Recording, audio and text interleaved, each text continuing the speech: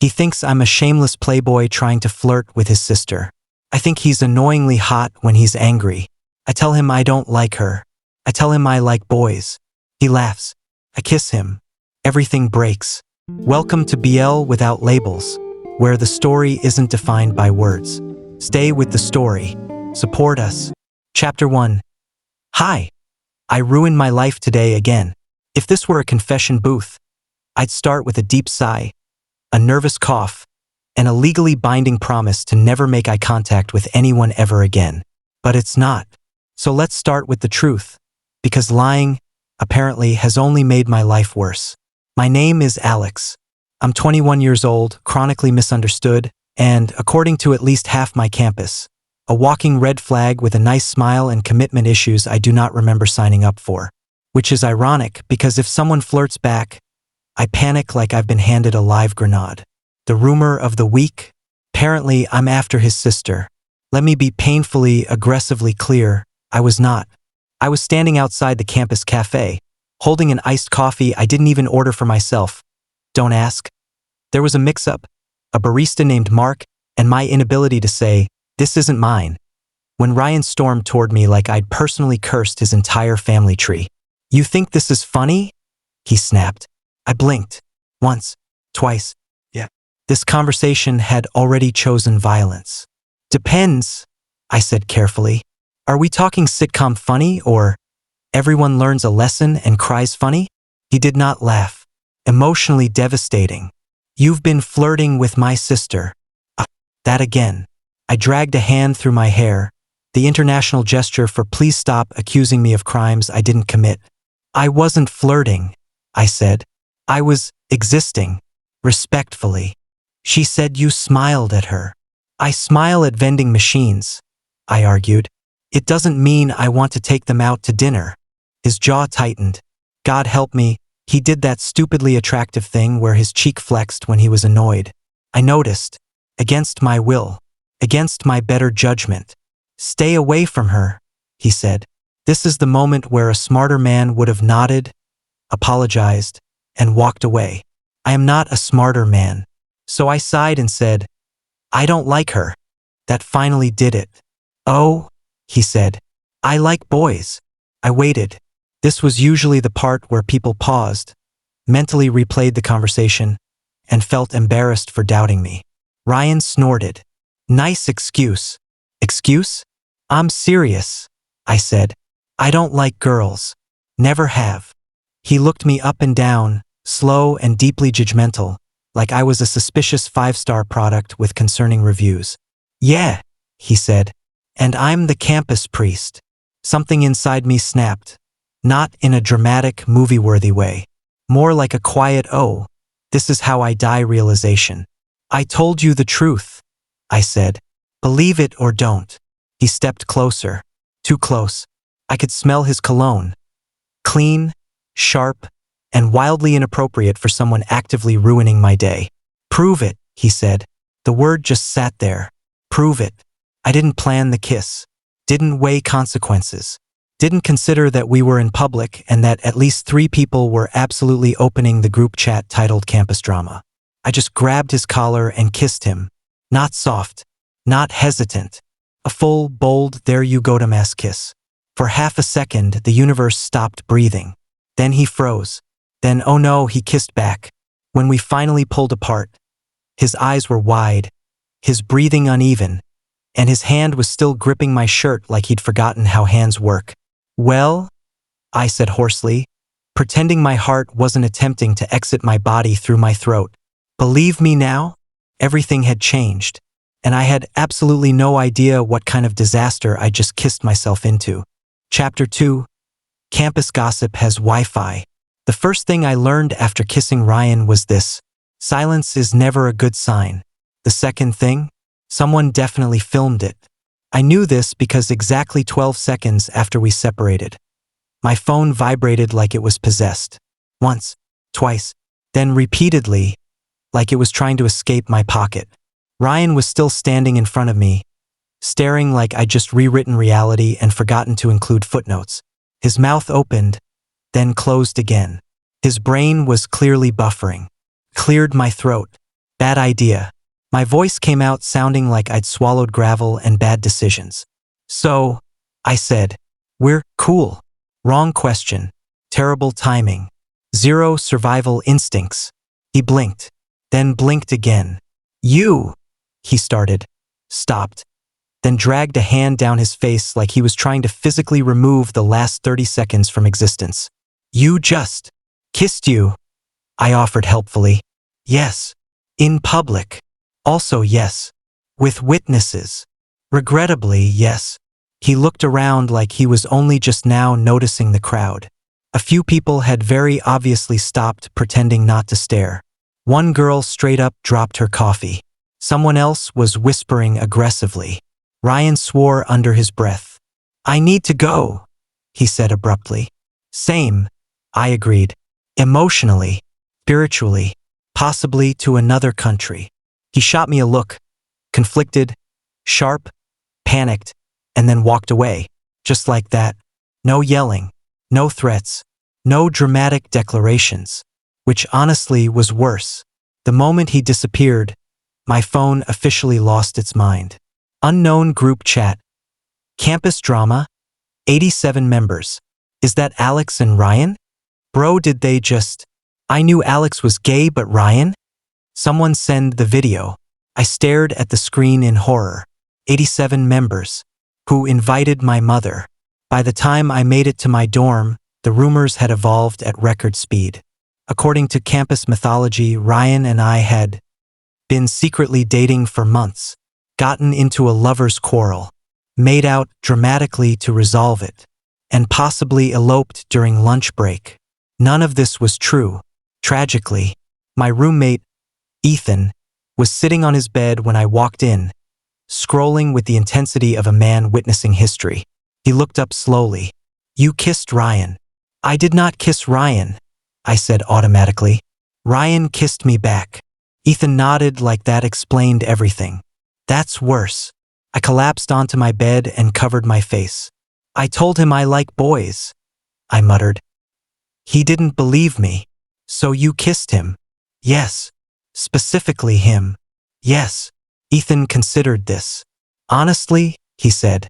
Iconic behavior. This is not iconic, I groaned. This is a social death. He turned his phone toward me. The video was already everywhere.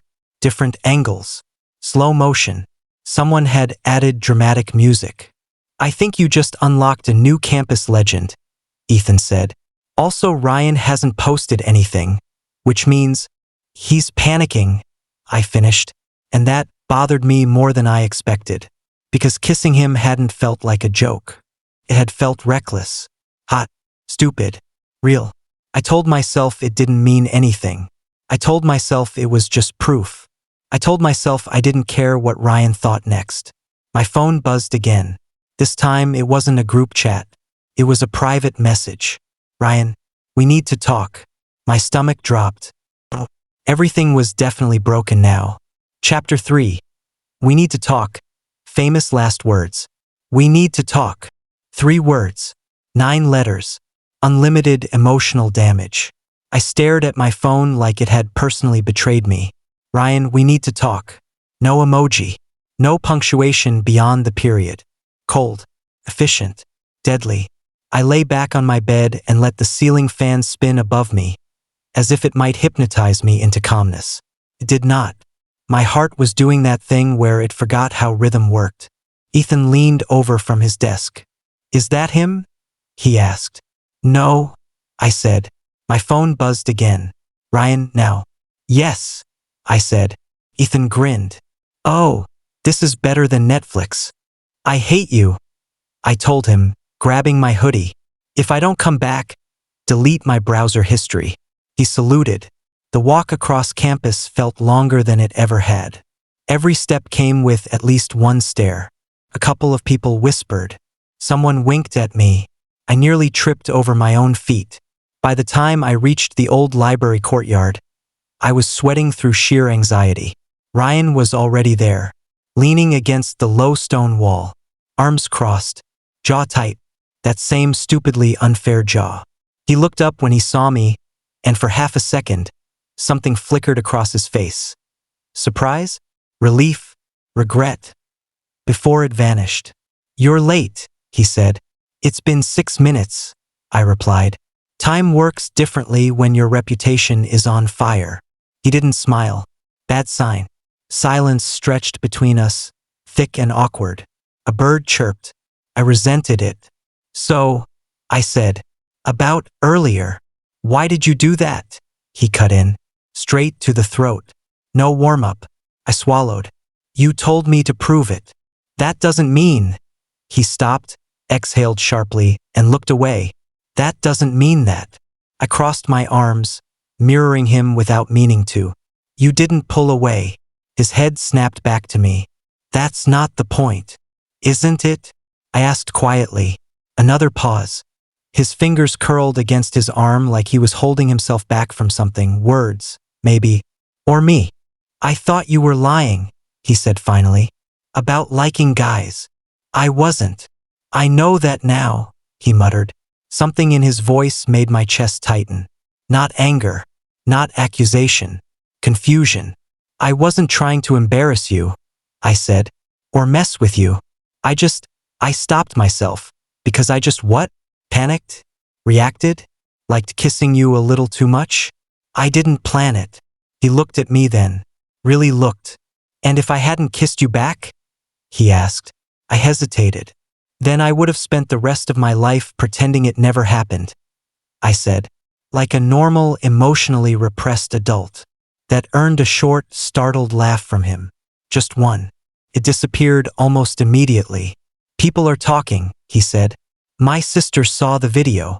"Oh," I said weakly. "Cool. Love that for me." "She knows you're not interested," he added quickly. I told her.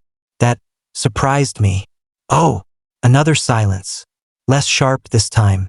Still dangerous. "So what now?" I asked. He didn't answer right away. His gaze dropped to my mouth, then snapped back up like he'd caught himself doing something illegal. "We don't do that again," he said. My stomach sank. "Right?" I said. "Of course. But," he added, immediately regretting it, "we also don't pretend it didn't happen." I blinked. "Those seem mutually exclusive." "I know," he said. "That's the problem." We stood there, two people who had crossed a line and couldn't find it again. I meant what I said. I told him softly. "About who I am." "I know," he said again, quieter this time. He stepped back, putting space between us. The distance felt louder than the argument ever had. "I need time," he said. "Okay. I'll talk to you," he added. "Just not today." "Okay," I said again, because it was the only word I trusted myself with. He nodded once, then walked away. I watched him go, my chest tight, my thoughts a mess. Nothing had been resolved. Nothing had been denied, which somehow felt worse and better than a clean ending. Yeah. I was definitely in trouble. Chapter 4. Awkward is my new personality. Ryan did not disappear after our talk, which was rude. He also did not acknowledge me, which was worse. By day 3, campus life had settled into a strange new routine where Ryan existed in my peripheral vision like a very attractive ghost who hated me. I'd spot him across the quad, at the library, once tragically at the gym, shirt damp, jaw clenched, very alive. We did not speak, but everyone else did. "Alex," a girl from my sociology class whispered loudly, "Is it true you broke Ryan's heart?" "I didn't even know I had access to it," I said. Another guy asked if we were soft-launching our relationship. Someone else wanted to know if the kiss had been practice or passion. I considered transferring schools, or identities. By Friday, I was exhausted. Emotionally, socially, spiritually. I just wanted one normal day where no one analyzed my lips like they were historical artifacts. That was when the universe laughed and assigned me a group project. With Ryan. I stared at the course portal in disbelief. Group 4. Ryan Carter, Alex Miller, 2 other people who were absolutely going to witness a slow-motion train wreck. "You've got to be kidding me," I muttered. Ethan leaned over my shoulder. "Oh, you're dead." The first meeting was scheduled for that afternoon in the library. Of course it was. I arrived early because anxiety hates punctual people. Ryan arrived late because confidence has no respect for time.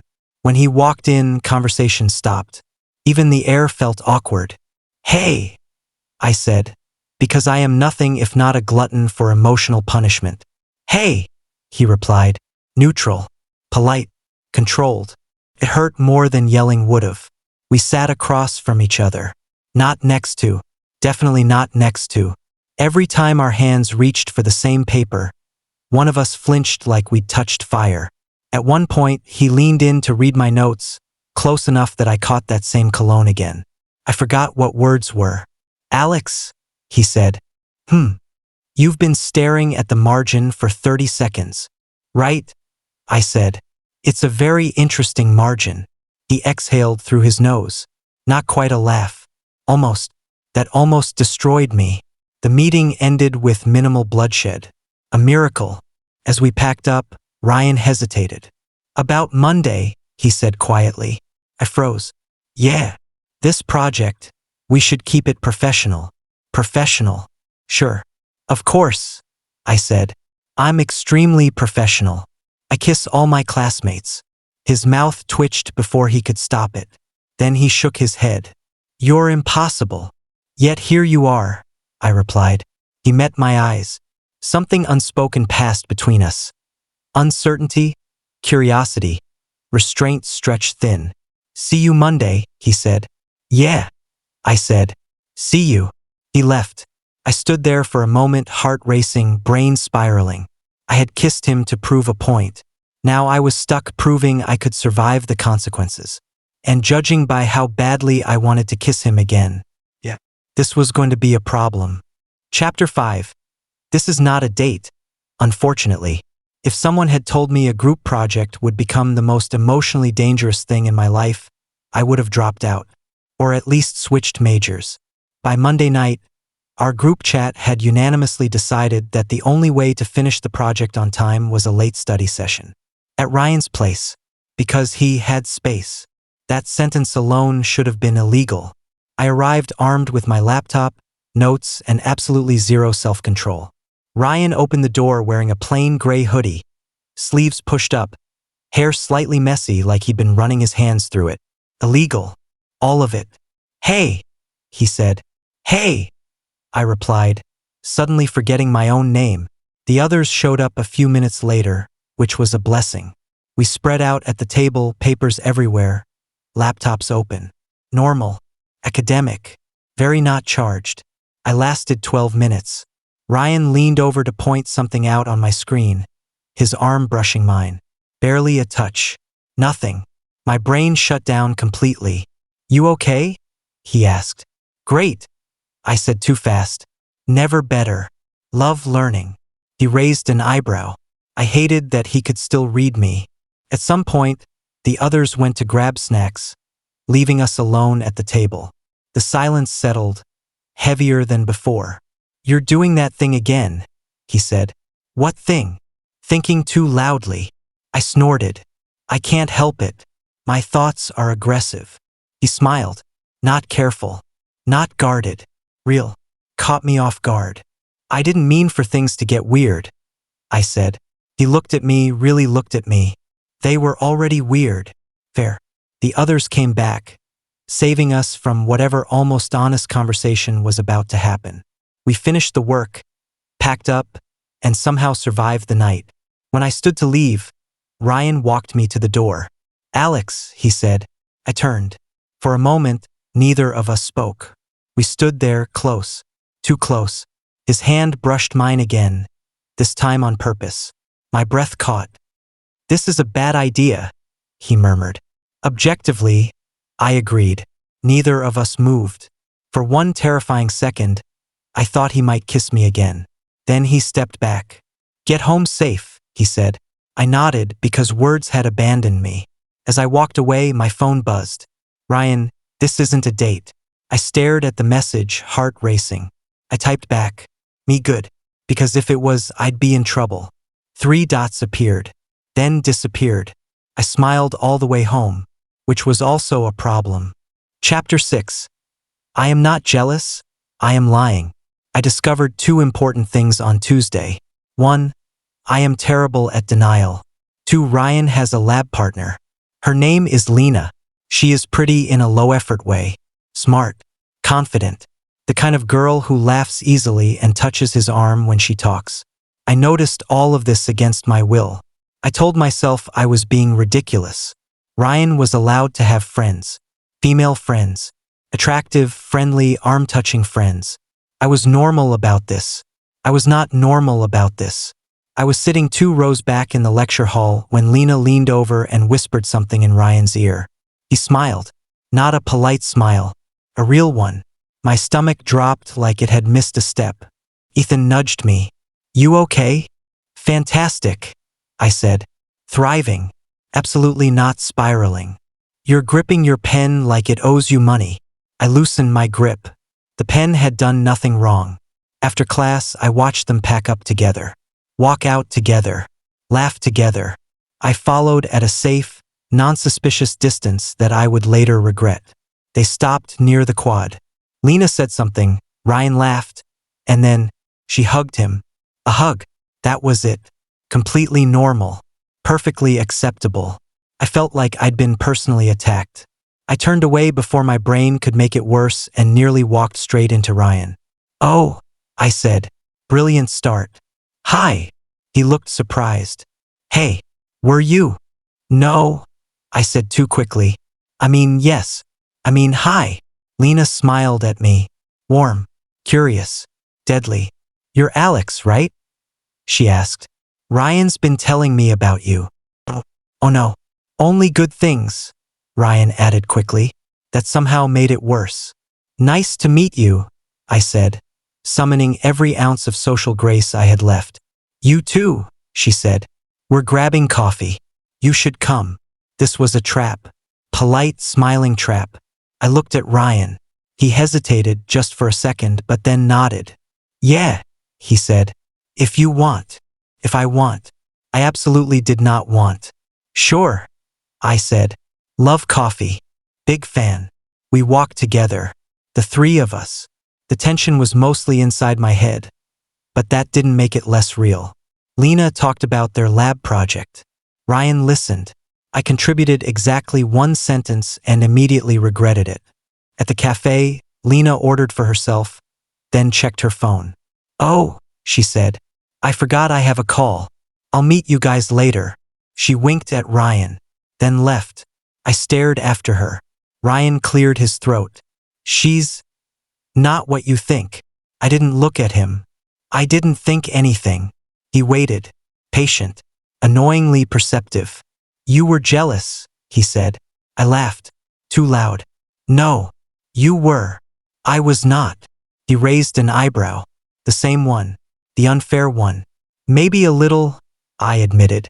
But only because I'm human. And flawed. And emotionally weak. He smiled softer this time. She's just a friend, he said. My chest loosened before I could stop it. Oh, I said. Cool. A beat passed. You don't get to be jealous, he added. I looked up. Why not? Because we're not. He stopped himself. Looked away. Because it complicates things. I nodded even though it stung. Right? I said. Wouldn't want that. We stood there, coffee forgotten, words unspoken, feelings inconveniently loud. Yeah. I was in trouble. Again. Chapter 7. He's fine, he's not fine. Ryan was being weird. Not his usual controlled, broody, emotionally unavailable weird. This was new. This was pointed. I noticed it the first time Josh laughed too hard at something I said in class. Josh is harmless. Josh wears graphic tees unironically and once asked me if almond milk was political. We are friends. That is it. Ryan, however, watched the interaction like it was an unsolved crime. I told myself I was imagining things. I was not. At lunch, Josh dropped into the seat across from me. Hey, he said. You free later? I was thinking. Ryan appeared out of nowhere and sat beside me. Hard. The bench rattled. No, he's not, Ryan said. Josh blinked. We have a group meeting, Ryan continued. Calm voice, tense jaw. Project. Oh, Josh said. Right? Cool. No worries. He left. Quickly. I stared at Ryan. We do? I asked. Ryan stabbed his fork into his food. Now we do. I chewed slowly. You just scared him. He'll recover. You're glaring at my friends, I said. That's new. He finally looked at me. You flirt. I choked on my drink. I absolutely do not. You smile, he said. That is my face. You lean in. I have bad hearing. You. He stopped himself, exhaled sharply, and looked away. This was interesting. You okay? I asked lightly. Fine. Classic. Predictable. Incorrect. The rest of the day, Ryan hovered. Not obviously. Just enough to be there whenever I was talking to another guy. Leaning closer. Cutting in. Saying my name like it belonged to him. It was unsettling. And, annoyingly, kind of thrilling. By evening, I'd had enough. Did I do something wrong? I asked when we were alone in the hallway. He frowned. No. Then why are you acting like I stole something? His shoulders stiffened. I'm not. Ryan, I said. You told me I don't get to be jealous. He looked at me then. Sharp. Caught.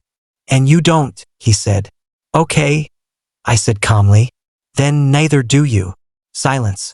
His jaw worked like he was chewing on words he didn't want to swallow. I just don't like people getting the wrong idea, he muttered. I tilted my head. What idea would that be? That you're, he stopped, closed his eyes briefly. That you're available. My heart kicked hard. I am available, I said gently.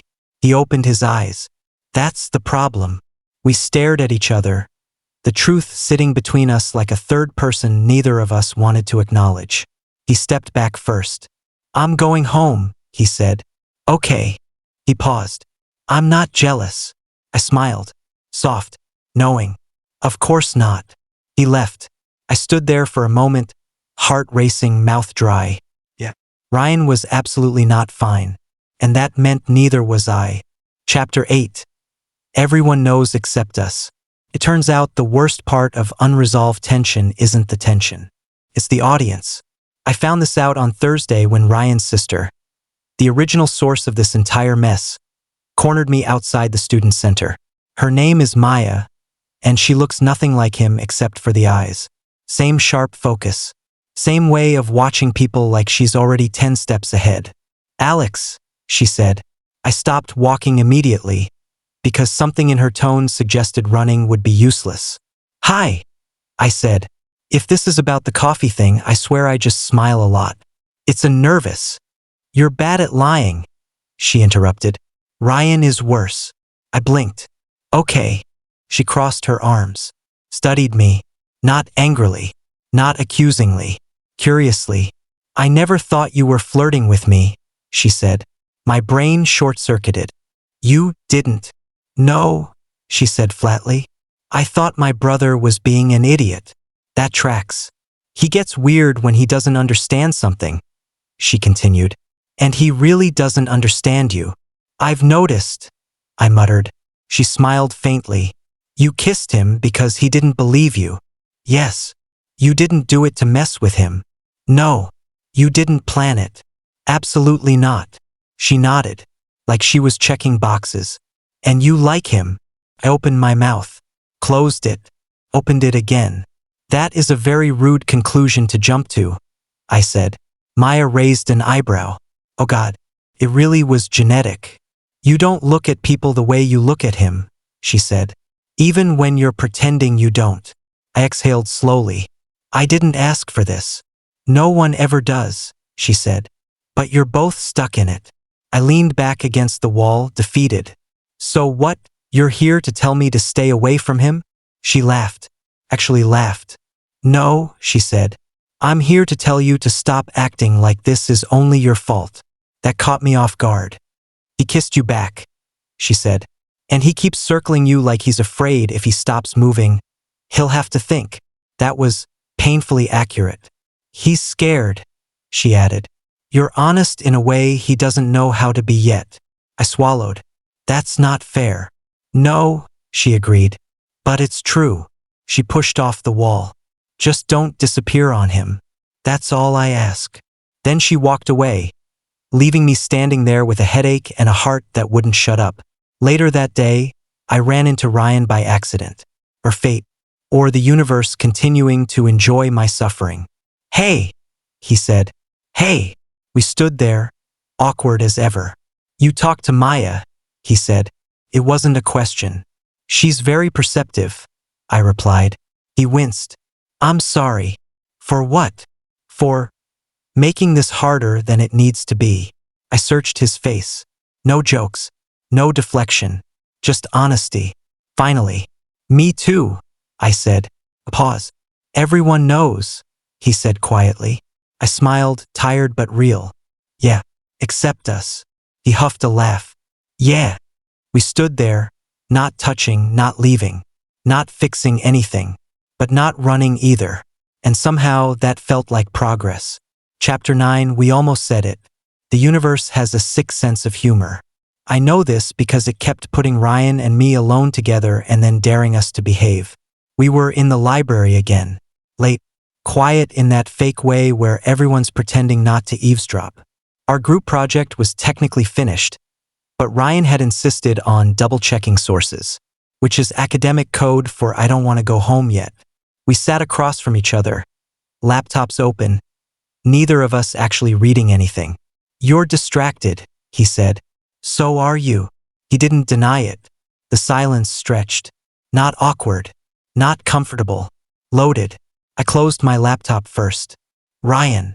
He looked up immediately, like he'd been waiting. Yeah. I hesitated. I hated that my heart was loud. I hated that my hands were steady while my voice wasn't. This thing we're doing, I said. Whatever it is. He leaned back slightly, like he was bracing. We're not doing anything, he said. That stung. Not sharply. Just enough. Right? I said. But we're also not doing something. His mouth twitched. You're impossible. You've said that. And you keep proving me right. I smiled despite myself, then let it fade. I don't regret kissing you, I said. There it was. Out in the open. No jokes. His breath hitched. Just barely. I think about it, he admitted. My pulse jumped. Yeah. More than I should. We were close now. I hadn't noticed either of us moving, but his knee brushed mine under the table. Neither of us pulled away. I don't want to mess this up, he said quietly. I swallowed. Neither do I. That's the problem, he said. I don't know what this is. Could have said it then. I could have told him exactly what it was to me. I didn't. Instead, I said, we don't have to label it. He looked at me sharply. You're okay with that? I'm okay with honesty, I said. Whatever form it comes in. For a moment, he looked like he might say something real. Something dangerous. His lips parted. Then someone dropped a book nearby, the sound snapping the moment in half. Ryan leaned back. Distance restored. Guard up. Maybe we should go, he said. Yeah. I agreed, even though every part of me wanted to stay. We packed up in silence. Walked out together. Stopped at the steps outside. The night air was cool. Quiet. Alex, he said. I turned. He stepped closer. Close enough that I could see the hesitation written all over his face. He stopped. Exhaled. I'm not ready. I nodded. Slowly. Okay. But I don't want you to stop being this, he added. This? Here, he said. With me. My chest ached. Softly. Deeply. I'm not going anywhere, I said. He smiled. Small. Grateful. We stood there a second longer than necessary. Then he left. And we didn't say it. But we came terrifyingly close. Chapter 10, he lost it. I didn't mean to make him jealous. That's the lie I told myself. The truth was I stopped shrinking. After weeks of walking on emotional eggshells, I decided to just exist again. I laughed louder. I stayed longer after class. I let myself be seen. That's how I ended up at the campus mixer with Theo. Theo was charming in a harmless way. Tall, friendly, openly gay, and very enthusiastic about terrible punch. He stood close when he talked, touched my arm when he laughed. I didn't stop him. I didn't look for Ryan either, until I felt it. That familiar weight in the air. That tension that always came before him. I turned. Ryan stood near the edge of the room, drink untouched in his hand, watching us. Not casually, not curiously, watching like something had been taken from him. Theo leaned closer. "You okay?" "Yeah," I said, eyes still on Ryan. "Why?" "You just went very quiet." Before I could answer, Ryan crossed the room. Fast. "Hey," Theo said politely when Ryan stopped in front of us. Ryan didn't look at him. "Can I talk to you?" Ryan said, "To me. Now. Not later. Not maybe." Theo glanced between us. Yes," I said immediately. Ryan grabbed my wrist. Not hard, but firm, and pulled me toward the hallway. "Ryan," I said, half laughing, half breathless.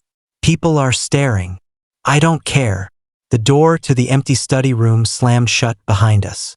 Silence crashed in. "What was that?" he demanded. "What was what?" I asked, heart racing. "That," he said sharply. Him. He's my friend. You were flirting." I blinked. "You smile and it's friendly." "I smile and it's flirting." "You let him touch you." "So?" Ryan dragged a hand through his hair, pacing once like a caged animal. "You said you weren't going anywhere," he said. "I didn't," I replied. "You don't get to freeze me in place." His chest rose and fell hard. "I don't like it," he said. "Like what?" "Seeing you with someone else." There it was. Raw. Undeniable. Ugly and honest. "Why?" I asked softly. He stopped pacing. Because he couldn't answer without telling the truth. "I don't know how to do this," he said. "I don't know how to want you without ruining everything." My throat tightened. "Then stop pretending you don't." He looked at me like something finally broke. "Damn it," he muttered. And then he was kissing me. Not careful. Not testing. Real. His hands cupped my face like he was afraid I'd disappear. My back hit the table behind me. I kissed him back without thinking, without holding anything back. It was messy, desperate, heated with weeks of restraint. He pulled away just long enough to rest his forehead against mine. "I'm jealous," he admitted, breath uneven. "I hate it." I smiled, soft but shaking. "Good." He laughed, a broken sound, and kissed me again, slower this time, intentional. When we finally separated, we were both breathing hard, eyes bright, reality crashing back in. "This changes things," he said. "I know. I don't regret it," he added quickly. Neither did I. Outside, the party continued like nothing had happened. Inside that room, everything had. Chapter 11. We are definitely not doing this. We are doing this.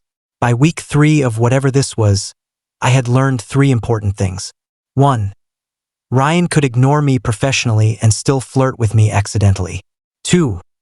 I could flirt with him on purpose and immediately panic about it. 3. The universe had a sixth sense of timing. We weren't dating. We weren't not dating. We were aggressively existing in the same space like 2 magnets pretending they didn't want to slam together. Today's setting for my emotional downfall was the library. Quiet place. A sacred place.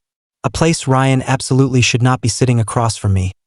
Sleeves rolled up, glasses on, jaw clenched in concentration like he was auditioning for hot guy who doesn't know he's ruining lives. I tried to focus on my laptop. I failed. He cleared his throat. I looked up. Mistake. "Do you have to stare like that?" I asked. "I wasn't staring. You blinked once in 30 seconds. I was thinking. About." He paused. Slowly met my eyes.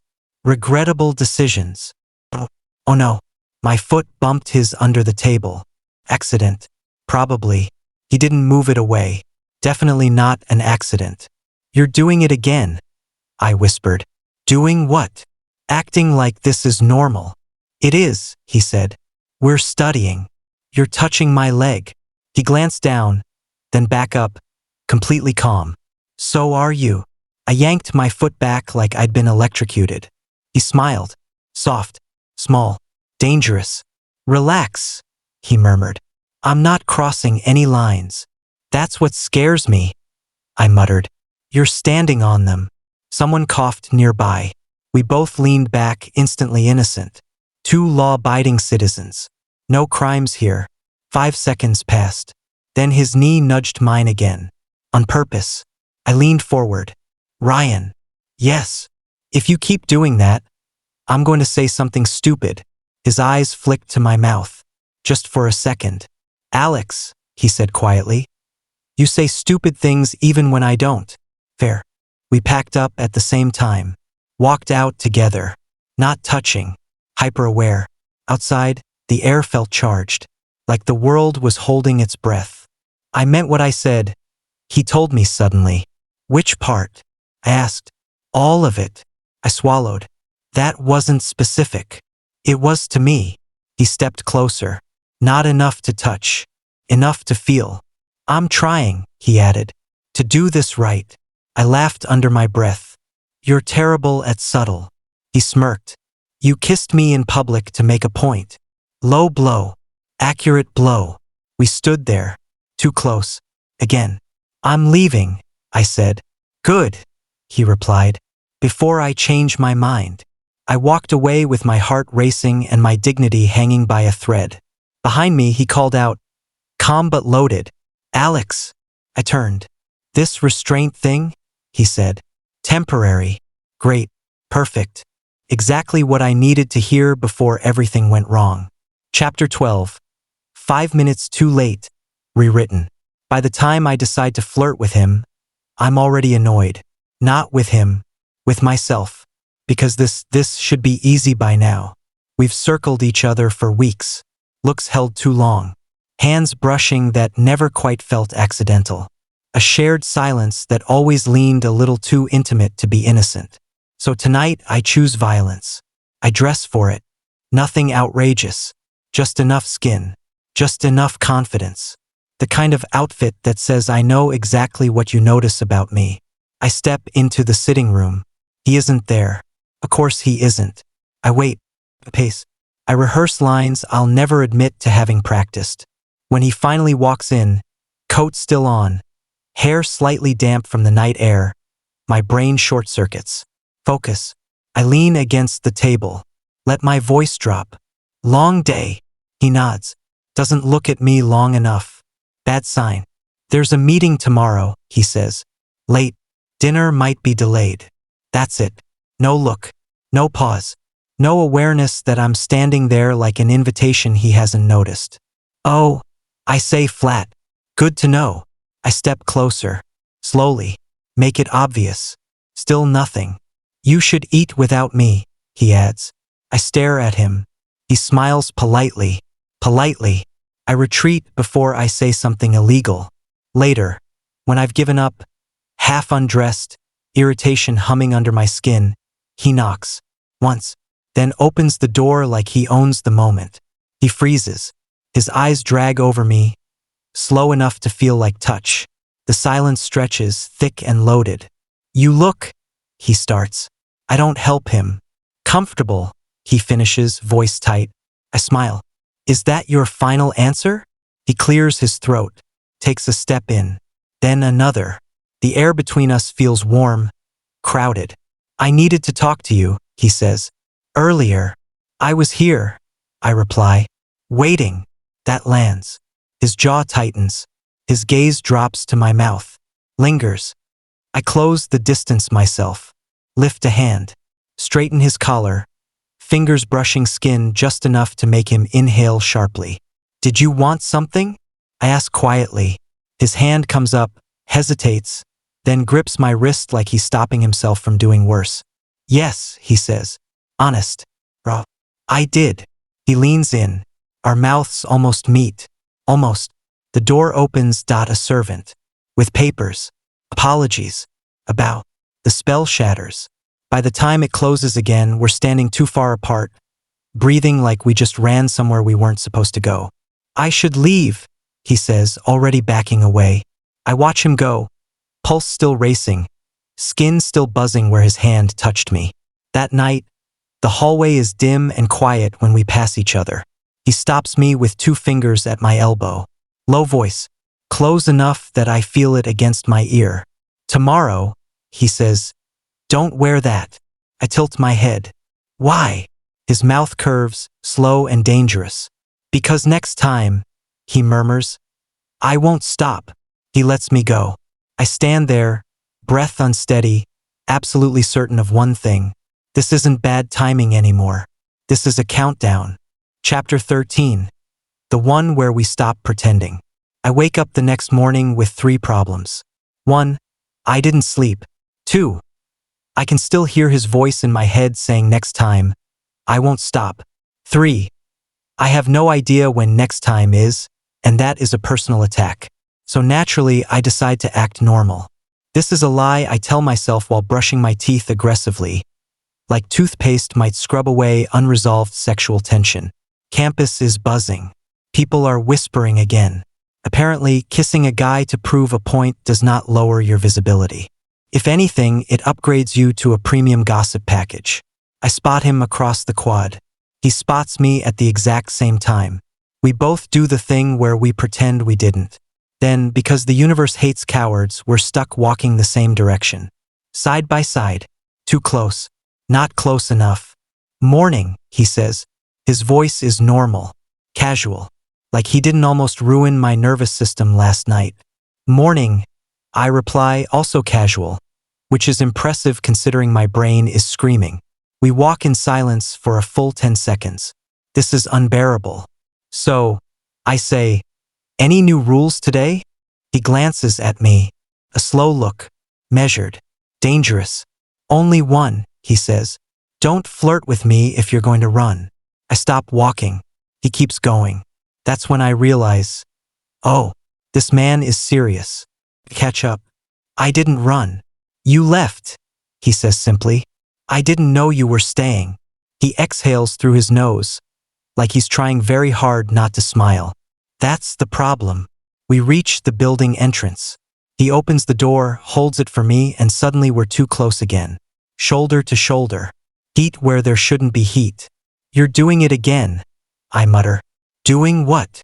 Looking at me like that. Like what? Like you're deciding something. He steps in. Not touching. Just close enough that my breath stutters. I already decided, he says quietly. My heart does a full betrayal. And you keep pretending you don't know. I laugh, short and nervous. Maybe I just like chaos. That tracks, he says. Then softer. But I don't. His hand comes up, hesitates, then settles at my waist. Solid. Certain. Like he's done debating with himself. People walk past us. No one notices. Of course they don't. The universe saves its attention for later. You kissed me to prove a point, he says. Now I'm kissing you to make one. Which is? I whisper. That I'm not your experiment. I don't answer. I don't have time. He kisses me, not rushed, not rough. Intentional. Like he's been holding this back and finally decided to stop being polite about it. My hands find his jacket. His breath catches. Someone clears their throat nearby and neither of us cares. When we break apart, my forehead rests against his chest. Well, I say faintly, this is new. He huffs a laugh. No, this is overdue. He brushes his thumb once, along my side, then steps back like restraint is a choice he's actively making. Tonight, he says, we talk. No interruptions. No running. And if I panic? Ask. He smiles. Soft. Real. Then I'll wait. He walks away. I stand there, stunned, heart racing, absolutely certain of 2 things. 1, my life is officially off the rails. 2, this time, I'm not the only one holding on. Special chapter. Things I was definitely not prepared for. Ryan's point of view. I did not wake up expecting to question my entire personality before noon. Yet here we are. Let's rewind. A week ago, Alex was just that guy. Too charming. Too smiley. Too comfortable in other people's personal space. And most importantly, smiling at my sister, I did what any reasonable, overprotective brother would do. Assumed the worst. Then he said the words, "I like boys." I laughed. Because obviously. Then he kissed me. And that's where my life took a sharp left turn into oncoming traffic. I've replayed that kiss more times than I'm proud of. The confidence. The way he grabbed my collar like he was done explaining himself. The part where I, against every moral objection I owned, kissed him back. I tell myself it was shock. This is a lie. The problem with Alex is that he doesn't flirt like he's trying to win. He flirts like he's surviving. Like humor is a shield and sarcasm is the duct tape holding him together. And somehow I noticed that, which was not part of the plan. Every time we accidentally run into each other, something electric snaps between us. Every time he jokes, I want to push him against a wall just to make him stop pretending nothing's happening. I don't, because restraint is my toxic trait. Until tonight, we're alone. Finally, no campus noise, no audience, just him, pacing like a cat trapped in a room with too many feelings. "You're staring," he says. "I'm thinking," I reply. That's worse. He's nervous. He hides it badly, cracks jokes too fast, talks with his hands, doesn't meet my eyes long enough to lie convincingly. "I don't do half things," I tell him. "I know," he says softly. "That's why I'm scared. That does it." I step closer. He doesn't back away. Good sign. "You kissed me to be believed," I say. "I kissed you because I couldn't stand the idea of you thinking it meant nothing." His breath catches. Mine does too. This, I continue, voice low, is where we stop pretending it's a joke. He swallows. "And if I cross a line?" I smile. Small. Certain. "You already did," I say. "Now do it honestly." He closes the distance. This kiss isn't chaos. It's choice. His hands curl into my shirt. Mine settle at his waist. No rushing. No running. Just the quiet understanding that whatever this is, we're in it now. And for the first time since this disaster began, I don't want to pull away. I want to see where it breaks next. If this chapter made your heart race, pause or whisper, "Oh no, you're exactly where you're meant to be." Tell me in the comments, was that kiss a mistake or a confession waiting too long? Like if you felt the tension. Subscribe to BL Without Labels for the next chapter, because feelings don't get quieter from here. The proof was just a kiss. The consequences, we're only getting started.